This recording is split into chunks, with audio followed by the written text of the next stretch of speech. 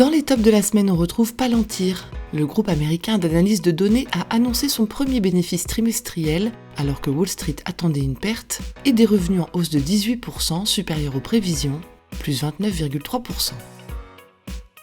La reprise du tourisme profite à Airbnb. Le groupe a enregistré en 2022 sa première année complète de rentabilité. Il signe un bénéfice net annuel à 1,9 milliard de dollars, plus 28,1%.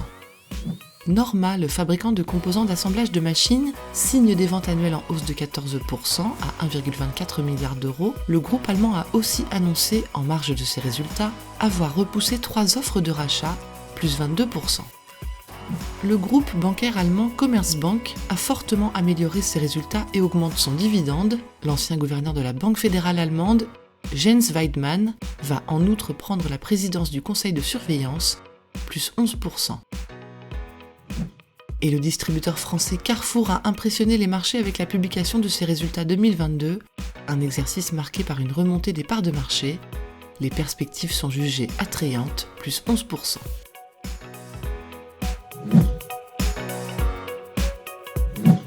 Du côté des flops, le petit fournisseur américain de matériel d'infrastructure de données Credo Technologies a publié des ventes très décevantes après une baisse significative des commandes de son principal client, moins 45,2%.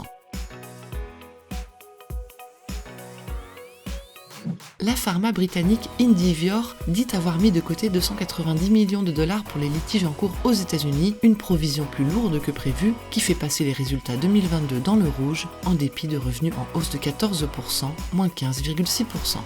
Les résultats 2022 d'Organon & Co, le laboratoire spécialisé dans la santé féminine, ne sont pas à la hauteur des attentes, à la fois sur le chiffre d'affaires et le bénéfice, pour le trimestre et pour l'année entière. L'action cède de 30% sur l'année et 14,3% cette semaine.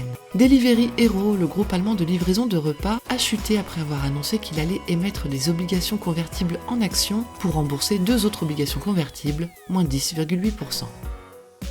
Et Shopify, spécialiste des solutions pour le e-commerce, déclare un chiffre d'affaires trimestriel décevant et des coûts en hausse. Les revenus mensuels récurrents n'ont augmenté que de 7%, signe d'un potentiel ralentissement de croissance des abonnés, moins 7%.